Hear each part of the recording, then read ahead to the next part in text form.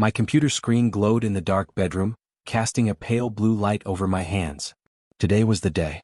The state exam portal was officially open, and hundreds of thousands of students across Seattle were currently hyperventilating, staring at progress bars, waiting to see their futures decided by a single number. I, however, was sitting back in my chair with my feet kicked up on the desk, casually sipping a glass of ice-cold soda. I didn't need to refresh any page. I didn't need to panic. Resting safely inside my desk drawer was a thick, gold-embossed envelope from MIT, dated 6 months ago.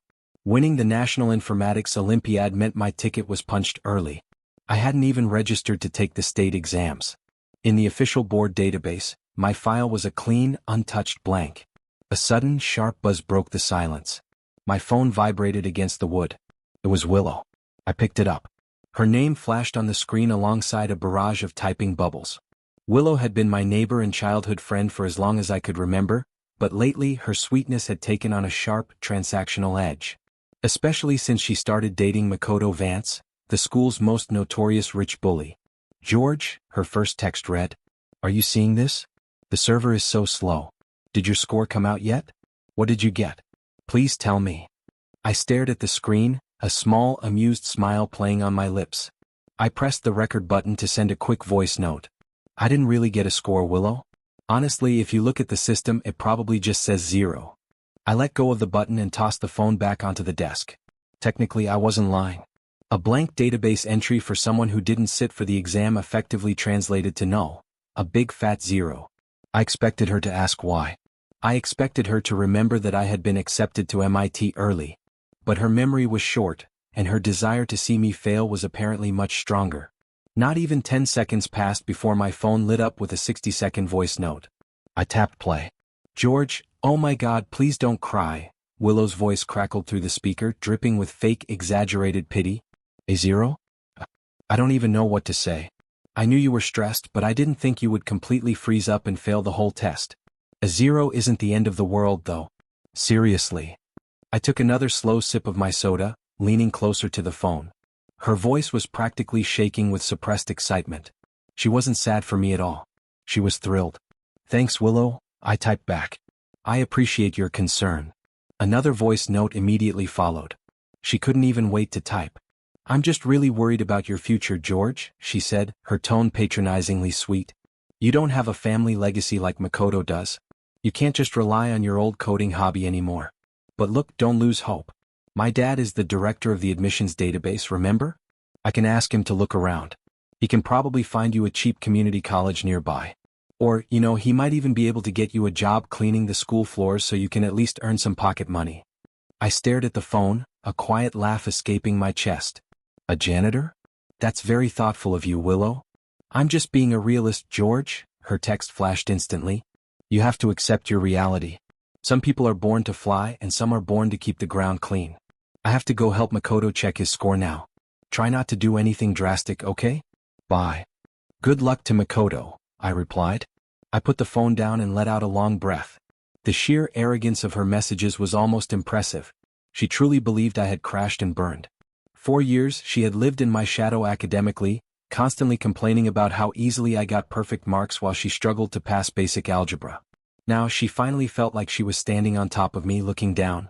I opened my desk drawer and pulled out the MIT acceptance letter. I ran my fingers over the raised, textured gold emblem. To George Wong. Subject: early admission and full scholarship. I had tried to tell her about it 6 months ago, but she had been too busy bragging about Makoto buying her a designer bag to listen. She had cut me off, saying she didn't want to hear about my little computer projects anymore. So I had stopped sharing. I had let her believe whatever she wanted. But her dad, Diego Liu, was the director of the state admissions database. That detail lingered in my mind. Diego was a weak, easily swayed man who spoiled his daughter to a fault. I looked back at the blank screen of my phone. A0, I muttered to myself, shaking my head. If Willow really went to her father to look into my score, what would she find? She would see an empty profile. And knowing how her desperate, status-obsessed mind worked, she wouldn't see an empty profile as a student who didn't take the test. In her mind, the rumors of the state hiding the top scorer's real numbers under a placeholder 0 would instantly merge with her desperate desire to make her boyfriend look like an academic genius. I leaned back, a cold, calculated feeling settling deep in my chest. Go ahead, Willow, I whispered to the empty room. Run to your dad. Show him my zero.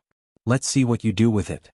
The afternoon sun beat down on the concrete courtyard of our apartment complex as I walked toward the dumpsters, carrying a heavy black plastic trash bag in one hand and a melting cherry popsicle in the other.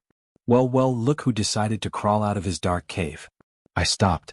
Standing near the entrance gates were Willow and Makoto Vance. Makoto was wearing a ridiculously expensive, slick black suit that looked completely absurd in the summer heat. In his right hand he proudly clutched a massive, bright red envelope. Embossed across the front in reflective, gleaming gold lettering were the unmistakable words, Massachusetts Institute of Technology. What do you want, Makoto? I asked, keeping my voice flat. He strutted toward me, his expensive leather shoes clicking loudly on the gravel. Willow clung tightly to his arm, wearing a smug, victorious grin. I wanted to make sure you saw what real success looks like, George, Makoto sneered, waving the red envelope directly in front of my face. Look at this loser. I'm going to MIT. A trash collector like you shouldn't even breathe the same air as me. I stared at the envelope. An MIT admission packet? You. That's right. Willow chimed in, tossing her hair over her shoulder. Makoto got a near-perfect 1590 on his SATs. He is officially the top science student in the entire state. My dad checked the database himself. A 1590? I looked at Makoto, my eyes narrowing slightly. Wow, Makoto. I didn't know you knew how to read, let alone score that high. Shut your mouth. Makoto snapped, his face instantly flushing with anger. You're just jealous because you got a flat zero. You failed so hard you ended up in the gutter, while I'm going to an Ivy equivalent elite school. He's right, George, Willow said, her voice dripping with fake sweet pity. You should be happy for him. My dad, Diego, worked so hard to verify everything in the system. When he saw that 1590 associated with the top spot, he made sure the admission offer was processed immediately. He wanted to make sure true genius didn't go unnoticed. I froze. A sudden, sharp realization hit me like a lightning bolt. Diego Liu was the director of the admissions database. Willow knew I got a zero. She had run to her dad, telling him that my zero was a placeholder for the state's highest score. Diego must have logged in, searched for a top-scoring George Wong, and found a 1590. Thinking it was mine, he swapped it with Makoto's bottom-tier profile. But I never registered for the exams. If they didn't steal my score, whose score did they actually swap into Makoto's name? There had to be another George Wong in the state database. A real genius who actually earned that 1590. Diego had stolen a high-profile elite student's score and handed it to a brainless bully. You're awfully quiet, trash boy, Makoto laughed, interrupting my thoughts. He kicked a loose rock toward my feet. What's the matter? Did the 1590 score scare you? I'm just surprised, I said, hiding a growing smirk behind my popsicle. A 1590 is a very specific, very dangerous number to play with, Makoto. Are you sure you can handle that kind of weight? Handle it? I earned it. Makoto barked. He grabbed the heavy black trash bag from my hand and tossed it onto the concrete. It split open, spilling plastic bottles and food wrappers right at my sneakers. There. Now you have some work to do. Clean it up. Makoto, stop, you're being too mean. Willow giggled, though she didn't look remotely sorry. She stepped forward, looking down at me. But seriously, George, we're having a huge celebration party at the Grand Rose Hotel this Sunday. The local news is going to be there to interview the state's top student. Why don't you come? You can work as a busboy. We'll pay you $50 an hour to clean up the plates. A busboy? I asked, looking from the spilled trash back to her. Yeah, Makoto mocked, adjusting his shiny gold tie. It's a great opportunity for a failure like you. You can see me sign my official enrollment papers on live television. Maybe you'll learn something. We really want you there, George, Willow added, her eyes shining with cruel satisfaction. It'll be good for you to get out of your room. You need to start accepting your new life. I slowly bent down, picked up the broken plastic bag and tossed it into the large green dumpster. I wiped my hands on my shorts, looking at the two of them. They looked so proud, so untouchable, completely unaware that they had just walked straight into a trap of their own making. Sure, I said, looking directly into Willow's eyes. I wouldn't miss it for the world. What time does the live broadcast start? 12 sharp on Sunday, Willow said proudly. Make sure you wear something decent, even if you are just clearing the tables. I'll wear my best clothes, I replied, a cold, sharp smile finally breaking across my face. I want to make sure I look good when Makoto makes history. Damn right I will, Makoto boasted, slapping the red MIT envelope against his thigh. Let's go, Willow. My dad is waiting to buy us dinner. We don't have time to waste on local garbage. They turned and walked away, their laughter echoing through the quiet courtyard. I stood there watching their retreating backs. A1590, I whispered to myself, the smile on my face widening until my cheeks ached. Oh Diego. You absolute idiot. You didn't just steal a score. You just signed your family's death warrant. I locked the front door of my apartment, my heart hammering against my ribs. It wasn't fear. It was pure, electric anticipation. I practically flew down the short hallway into my bedroom, booted up my custom-built PC and cracked my knuckles. Let's see what you actually did, Diego, I muttered, my fingers already flying across the keyboard. Breaking into the Seattle State Board of Education's admissions database wasn't even a challenge for me. I had bypassed the main firewall of the National Informatics Olympiad just for fun last year. I opened a terminal window, ran my custom decryption script, and watched the lines of code scroll rapidly down the screen. Within seconds, the admin login screen blinked, accepting my bypassed credentials. I navigated directly to the master student registry and typed my own name into the search bar. George Wang. When the screen flashed, I stared at the results. I couldn't help but laugh out loud. Diego, of all the people in the country to rob, you stole from the most powerful family in Washington. You are dead. 2 records sat side by side in the database. The first record was mine. My student ID was flagged with a status of no-show, absent for exam. Beside it, my final score was represented by a clean, empty placeholder. 0. The second record belonged to another George Wang. His middle name was Leo. His high school was listed as an elite, ultra-private academy in Seattle where the tuition cost more than a luxury car. Beside his name was a jaw-dropping score, 1590. I clicked deeper into George Leo Wang's parent directory. My breath caught in my throat. Mother, Jennifer Su. CEO of Su Global Technologies. Grandfather, Logan Wang. Retired 4-star United States military general. Oh my God, I whispered, leaning closer to the screen. You didn't just steal a high score, Willow. You stole the life of a literal crown prince. I pulled up the system access logs. The evidence was glaring. At exactly 3:14 p.m. yesterday, an admin account registered to Diego Lu had logged into the portal. With a few simple clicks, Diego had manually swapped the student identification numbers. He had taken George Leo Wang's 1590, detached it from the billionaire heirs file, and pasted it directly onto Makoto Vance's profile. He then took Makoto's real score, an absolute disaster of a 410, and dumped it into the heirs profile. Because of the swap, the system had automatically flagged the 1590 score under Makoto's name and dispatched the gold-embossed MIT admission packet to his address. They actually think they got away with it, I said to the quiet room. My phone buzzed on the desk. It was a text from an unknown number. I picked it up, my brow furrowing as I read the message. Who is this? Why does my portal say I scored a 410? I know who you are. We have the same name. My fingers hovered over the keyboard. I quickly typed back. You must be George Leo Wang. I didn't touch your score. But I know exactly who did. The reply was almost instantaneous. Oh. My grandfather is already calling the Federal Education Board. If someone stole my score, they're going to federal prison. Tell me what you know. I smiled, a cold, calculating feeling washing over me. I began typing a detailed response, keeping my tone perfectly calm. His name is Diego Lu. He is the director of the admissions database. He swapped your score to give it to a rich delinquent named Makoto Vance so his daughter, Willow, could look good. They are hosting a massive, televised celebration banquet this Sunday at the Grand Rose Hotel. A long pause followed. Then the screen lit up again. A televised banquet? They are celebrating my score on live television? Yes, I wrote back. They want to rub it in my face because they thought the 1590 belonged to me. Don't stop them yet. Let them go on television. Let them tell the whole state how hard Makoto worked. The higher they climb, the more devastating their fall will be. There was a 3-minute silence. I held my breath, wondering if the billionaire heir would agree to my plan. I like the way you think, George, the message finally read. My grandfather is preparing the private jet. We will land in Seattle on Sunday morning.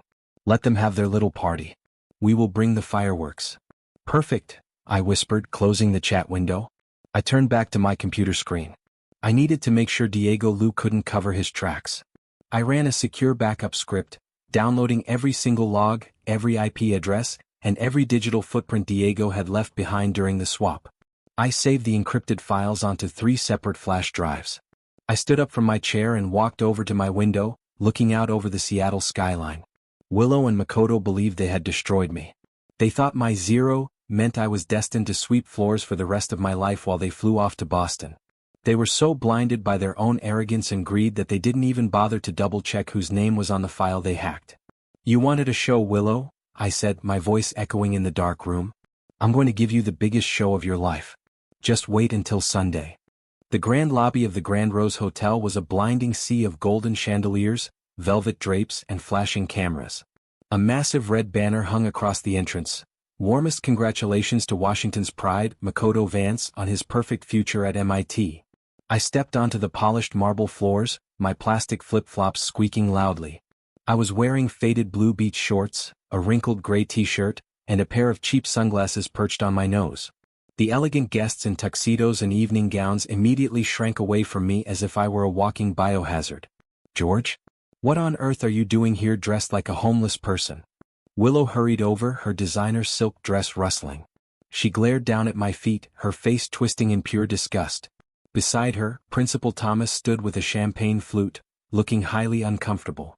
"You invited me, Willow," I said, offering a wide, innocent smile. "You said I could work as a busboy, but I decided to just come as a guest. I even brought a gift for the golden couple." "A gift?" Willow crossed her arms, her eyes narrowing. "It better not be some cheap garbage from your apartment." I reached into my pocket and pulled out a thick envelope, slapping it onto the registration table. It spilled open, revealing stacks of brightly colored, highly detailed Hell Bank notes. The traditional Chinese paper money burned at funerals. The face of the Jade Emperor smiled up at her from the top bill. "What is this?" Willow gasped, picking up a bill. Her face turned from pale white to an angry, flushed red. This is funeral money? Are you cursing my boyfriend?"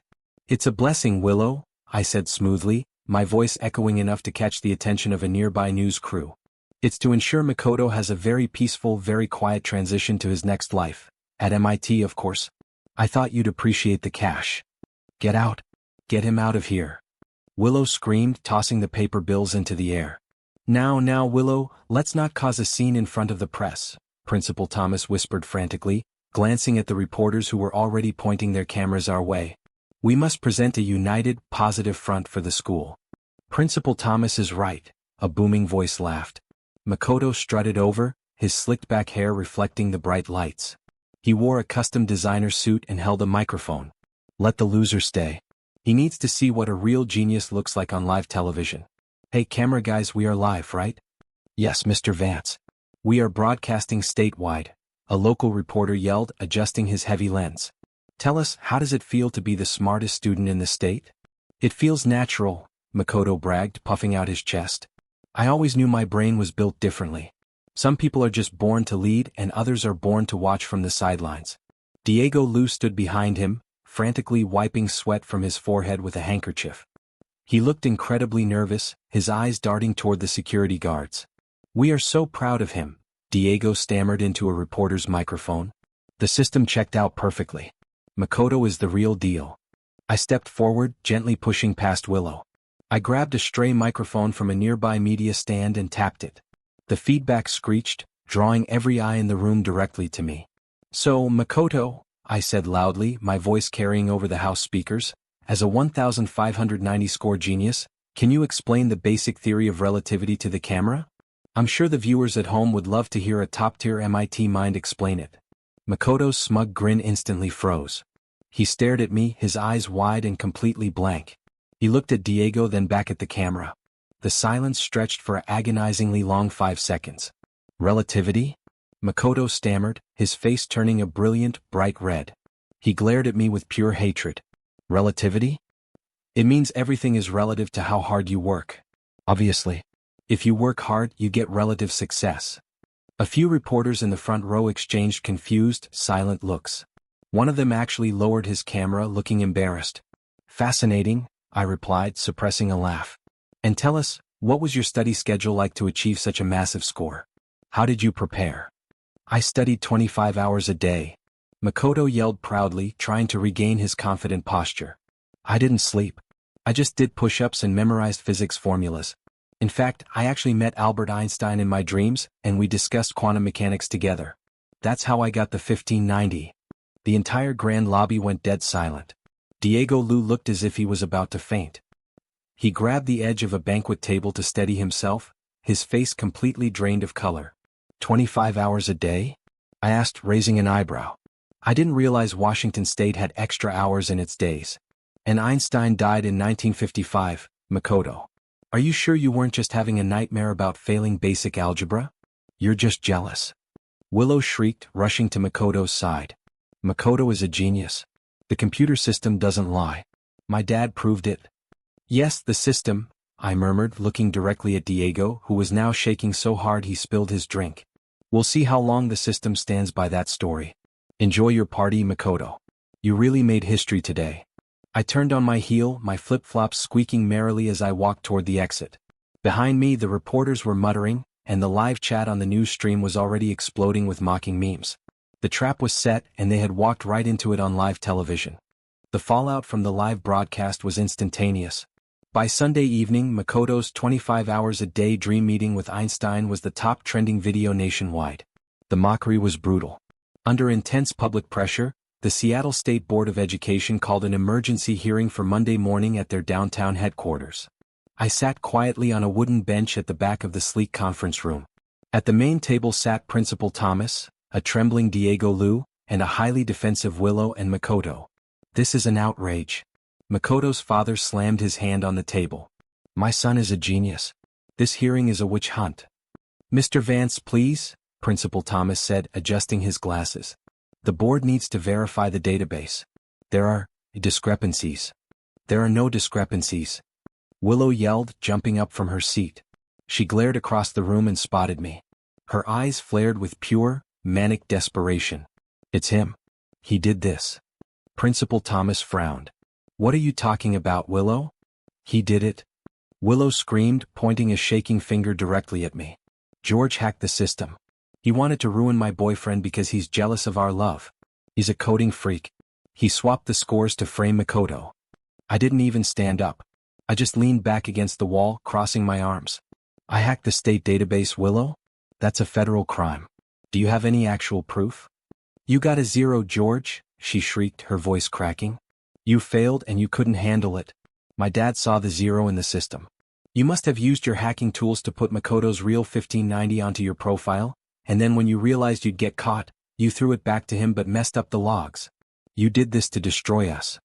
Yes, that makes perfect sense. Makoto chimed in, pointing at me too. He's always hated me. Principal Thomas, expel him. Arrest him. Diego Lu didn't join in. He sat frozen, staring blankly at his laptop screen. He looked like a man waiting for his execution. Diego? Principal Thomas asked, turning to him. Is there any truth to what your daughter is saying? Did George Wong hack your administrator portal? Diego's mouth opened, but only a dry, choking sound came out. I don't. Before he could finish, the heavy oak doors at the back of the conference room slammed open with a thunderous bang. Is that so? A booming, commanding voice echoed through the high-ceilinged room. Everyone gasped, turning toward the entrance. An old man walked in. He wore a flawless, dark gray tailored suit, but he carried himself with the unmistakable, rigid posture of a military commander.